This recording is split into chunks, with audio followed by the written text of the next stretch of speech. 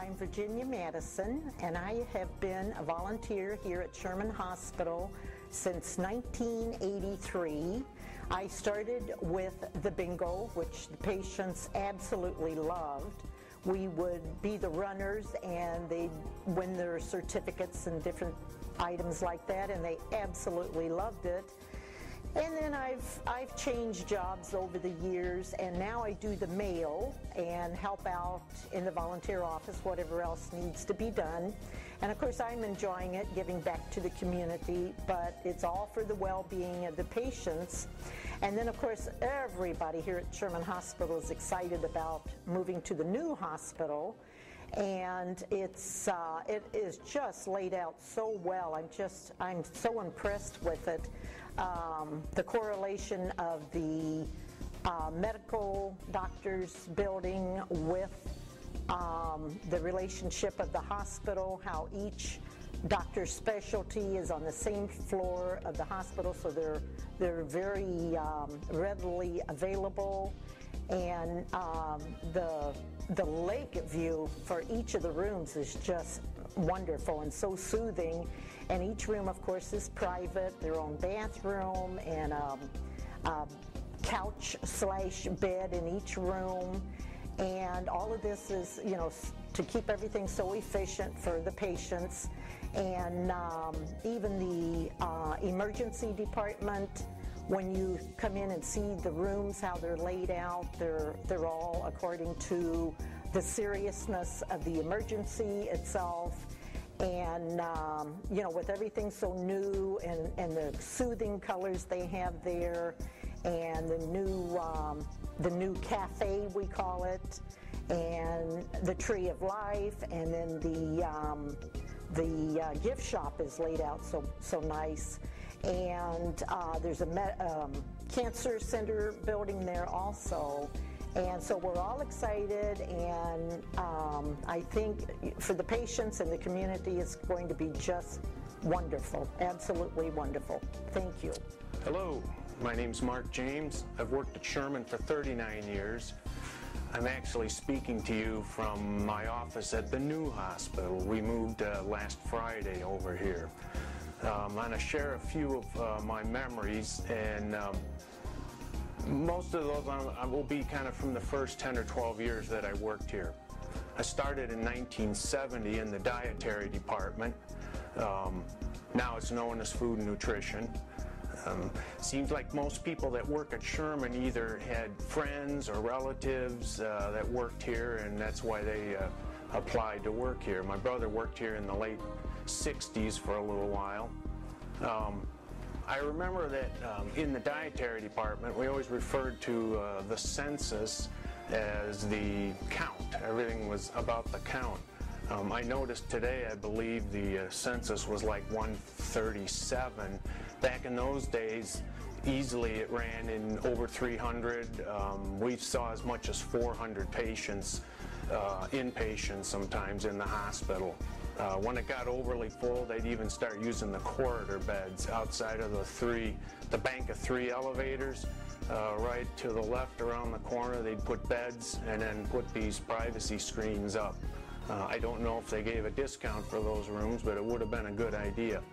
One of the things I remember working in dietary, the high school students, those of us that worked in the evenings, we would scoop ice cream for the next day. And often that could be, you know, between 300 and 350 scoops of ice cream that we put in the old metal insulated bowls. I usually put on 2 pairs of cotton gloves to keep your hands from getting blistered, and you'd start scooping away. I do remember one time we had a supervisor. Her name was Eleanor Tuttle, and it was kind of funny because she would put notes throughout the department on things like make sure this is clean, E.T. All the little notes posted all over the department ended with E.T., and of course this was before the movie E.T., so it's kind of humorous to think of that now. One time they were having some special luncheon, and Eleanor said she needed somebody to scoop little tiny balls of sherbet I said, sure, I'll do that. And she said, you're going to put them in these little glass goblets. And she says, and I do not want these sherbet balls to start melting and running down the sides of the goblet, so you need to do it in the walk-in refrigerator. So it was in the middle of summer. I didn't have a coat, so I borrowed the jacket from the stock guy that did a lot of work in the refrigerator and proceeded to scoop these little tiny balls and put them into the goblets. That just sticks in my mind. A lot of fun times when I worked in dietary. Food fights in the dish room. A particularly vicious weapon was black raspberry jello. So I remember the tube system wasn't computerized at that time. There were clear tubes, and at the end were 3 little rings with letters and numbers on them. So you dialed in your destination and then put it in the tube station. It would go down to this tube room in the basement, and electronically, it wasn't computerized, but electronically it would feel the little rings where they were set to and then send it on. We used to take a tube, put like a piece of red paper in it, put it in there and send it to dietary. Then we would race down to that room in the basement and see if we could see the tube come through with the red marker in it, and then race back up to dietary and see if you could beat it. If you were real good, you could. I never managed to be able to beat it. In 1975 is when I started working full-time. I worked as a storeroom clerk in what was called purchasing. The actual central supply department was known as central service, and that was down next to the pharmacy. Down there, they set up a lot of the trays used in nursing, and they had their own sterilizers, because back then they were still using metal bed pans, emesis basins, urinals, wash basins, a lot of metal. When I first started in that storeroom, we carried over 2,000 items.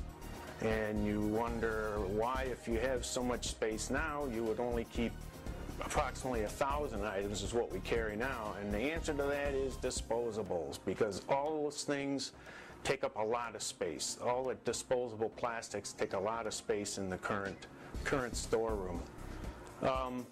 Another thing I remember, it was probably about the mid to late 80s before anybody really had desktop PCs. Before that, lots of typewriters. I remember there was between 150 and 200 typewriters in the hospital. And we used to keep the carbon paper and the ribbons, all that we kept down in the storeroom. Some of the first, at least the first copier I saw in the purchasing department, was rather primitive. You put your original on the top, and then you had to feed this little double sheet of paper in. And when it came out, you peeled it apart, and there was your copy. So it was somewhat primitive, like I said. There you have about some of my memories from my first 10, 11 years at Sherman Hospital. I've enjoyed the 39 years I've been here, and I hope maybe I can put in 11 or 12 more. And then maybe after that I'll be back with a blue coat on doing some volunteer work. Thank you. My name is Joy Jensen. I've worked at Sherman Hospital for almost 44 years now. When I came back to Sherman in 1966, I promised myself I was only going to work for 1 year. I worked with Fern Risley, many of you remember her, as our PR director for about 35 years, and here I am. It's been the best time of my life, greatest ever, and I really appreciate the opportunity to work here. It's been my home. Hi, my name is Diane Mason. I'm a nurse here at Sherman Hospital, and I've been here for 30-plus years, and I work in same-day surgery. And I'm Barb Sufferton. I work in same-day surgery. I've been here a total of 22 years. And our favorite memory of Sherman Hospital is we were born here.